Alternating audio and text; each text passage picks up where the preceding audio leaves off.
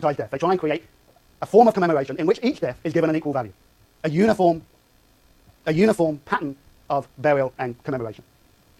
And this uniformity of style that they begin to they get hugely interested in, well, quite, what is the cross, what is the memorial tomb, how are we going to do this? This is an empire-wide project. This is true not just on the fields of Flanders here, but it's also true in Mesopotamia, it's true across the western and eastern fronts.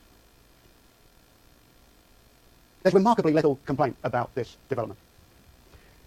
500 cemeteries are built across the British Empire, 400,000 headstones are produced, and 100,000 crosses. It was a good time to be in the death business. Well, every time's a good time to be in the death business, but this was truly a boom period.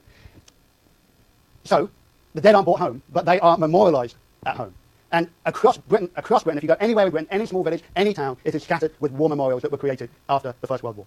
In a way, the most important is this one, designed by Edwin Lutyens, which is the cenotaph at the centre of Whitehall. So remember that image I showed you of the development of Whitehall as the nerve centre of the new imperial state? This cenotaph, which represents all the fallen men, was put right bam in the centre of Whitehall to recognise the contribution these men had done to the defence of the imperial state. They produced it first as a temporary one, and then in 1920 it becomes the permanent version that still stands today. And a Remembrance Day ceremony is held there that you saw Harry Patch at the beginning of class at 11 a.m. on the 11th of November. 11/11/11. That is Memorial Day in Britain. Small towns produce their own memorials, okay? And they go from the incredibly fancy in my old hometown in Glossop. And did I tell you about the baker that always closes during Wakes Week?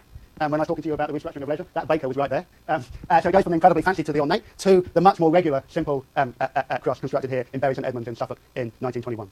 The Imperial War Museum has catalogued over 60,000 war memorials across Britain, all of them raised by public subscription, all of them raised by local money. And all of them listing the people who died. The one in Glossop has 309 names of the people on these plaques, and then after that, in the Second World War, there's another plaque at the back. Okay, I'm on track to be able to talk to you about the midterm, so just give me a couple more minutes here. Okay, so the first and most obvious point I've been trying to get across to you today is that this war truly was great. This was a war that was as profound a human experience as it's impossible to imagine.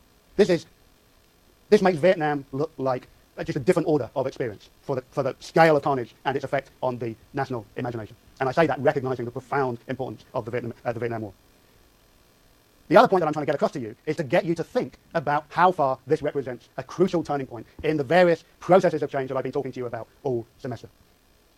Clearly, the First World War necessitated a complete restructuring of the liberal political economy that had been put in place during the 19th century.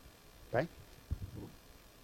But the huge debate, and we're going to pick this up after the midterm, is the degree to which those things were simply temporarily suspended for the course of the war effort. In fact, as you're going to see, in the 1920s, there's a real attempt to try and re-establish that. Britain goes back onto the gold standard, it goes back to free trade, it even goes back to trying to instill cheap government. But it really doesn't take hold. And you're going to see part of the struggle of the 1920s and 1930s is Britain coming to terms with this. Okay? So the issue is how far the war was crucial to those developments, whether it caused it, whether it catalysed it, or whether it did it enabled simply for the continuity of those things after the First World War. The other key thing I've been trying to get to you is think not just about this political and economic order, but also about, if you like, the cultural order, about how is it that romance of Britain's civilising mission in the world, that important patriotism that was linked to the advance of the British Empire and its belief in liberty and freedom as it saw it, how far that imperial confidence was decisively cracked. And clearly one of the ways in which I've been trying to indicate that is by talking about the way in which masculinity, the experience of men, becomes decisively different as a consequence of this war. So the issue that we pick up next week when you're fresh from your blue books is how far what happened after the war is about the creation of a new world. The men who return from the front line don't want to come back to business as normal. They want to come back to a new type of system. And it's their attempt to try and create that system, and whether it fails or succeeds, which is where we're going to head next Tuesday.